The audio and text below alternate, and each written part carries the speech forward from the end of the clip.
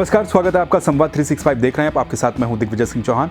उत्तराखंड की 5 बड़ी खबरों पर नजर डालते हैं। टॉप स्टोरी में सबसे पहली खबर कोरोना को लेकर। दरअसल कोरोना के नए वेरिएंट ओमिक्रॉन से देश भर में चिंताएं बढ़ रही हैं। इसी को देखते हुए कई राज्यों ने नाइट कर्फ्यू के हथियार को अपनाना शुरू कर दिया है। अब इसी कड़ी में उत्तराखंड सरकार ने भी उत्तराखंड में नाइट कर्फ्यू लगा दिया है। कल से रात 11 बजे से लेकर और सुबह 5 बजे तक नाइट कर्फ्यू को इंप्लीमेंट कर दिया गया है और ये नाइट कर्फ्यू अब धीरे धीरे इसी तरह से चलता रहेगा। दरअसल नाइट कर्फ्यू लगने के बाद एक बार फिर से कोरोना की जो दूसरी और पहली लहर थी उसके जो दृश्य हैं वो भी नजर आने लगे हैं।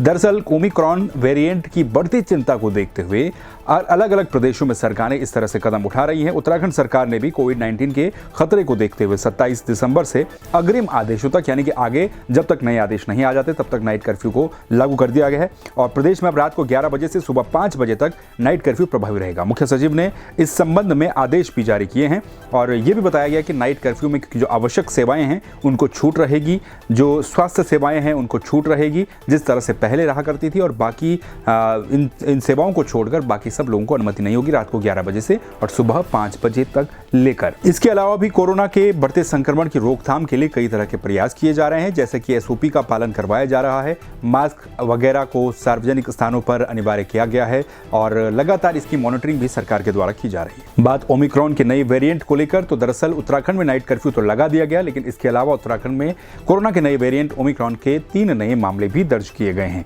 जो जानकारी मिली है 3 नए मामले दर्ज किए गए हैं। स्वास्थ्य विभाग की चिंता भी इन 3 नए मामलों से बढ़ चुकी है। सोमवार को देहरादून में 2 बुजुर्ग और हरिद्वार में 1 युवक ओमिक्रॉन से संक्रमित पाया गया, यानी कि कुल मिलाकर के 3, इसमें 2 देहरादून से और 1 केस हरिद्वार से सामने आया है। 3 संक्रमित यमन और दुबई से वापस लौटे हैं, जबकि लंदन से वापस लौटी एक महिला की ओमिक्रॉन की रिपोर्ट नेगेटिव दर्ज की गई है। तो प्रदेश में अब ओमिक्रॉन संक्रमितों की कुल संख्या 4 हो गई है। इसमें 1 संक्रमित सबसे पहले मिले थे जिसके बारे में हमने आपको कुछ दिन पहले जानकारी दी थी और 3 नए संक्रमित कल दर्ज किए गए हैं। इस संबंध में प्रेस रिलीज भी जारी की गई है। तो इसको देखते हुए, ओमिक्रॉन को देखते हुए स्वास्थ्य महकमा भी अलर्ट हो गया है और कोविड सैंपलिंग, जीनोम सीक्वेंसिंग, इस तरह की गतिविधियां जो हैं उसको तेज कर दिया गया है।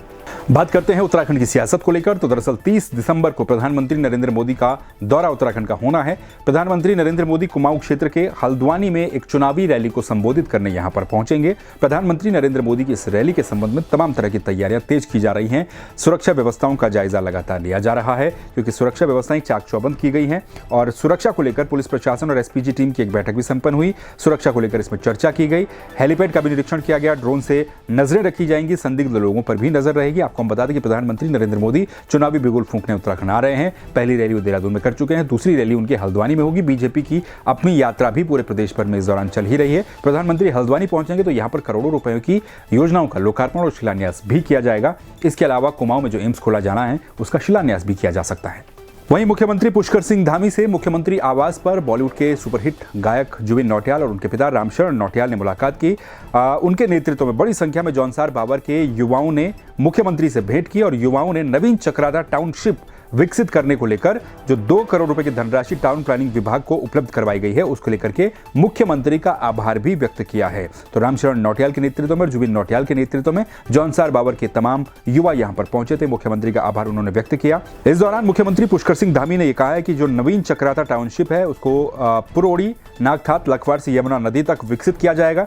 मुख्यमंत्री धामी ने यह भी कहा है कि नवीन चक्राता टाउनशिप को चक्राता मसूरी राजमार्ग से लगी भूमि पर विकसित किया जाएगा तथा इसके अंतर्गत पड़ने वाले गांवों की पौराणिक पहचान और उनकी सांस्कृतिक विरासत को बचाए रखने के लिए टाउनशिप सीमाओं को इन ग्रामीण क्षेत्रों की आबादी से बाहर रखा जाएगा। इस दौरान उन्होंने ये भी कहा कि टाउनशिप विकसित होने से यहां पर पर्यटन को भी बढ़ावा मिलेगा और यहां की जो लोक संस्कृति है उसका संरक्षण भी हो पाएगा।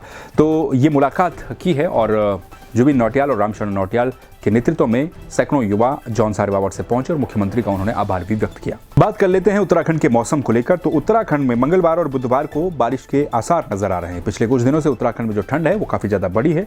पहाड़ी वाले इलाकों में खासतौर पर बद्रीनाथ, केदारनाथ की ऊंची चोटियों पर बर्फबारी दर्ज की गई थी। इसके अलावा जो हिल स्टेशन है वहां पर ठंड काफी ज्यादा बढ़ी है। मैदानी इलाकों में देहरादून समेत ठंड काफी ज्यादा बढ़ी है।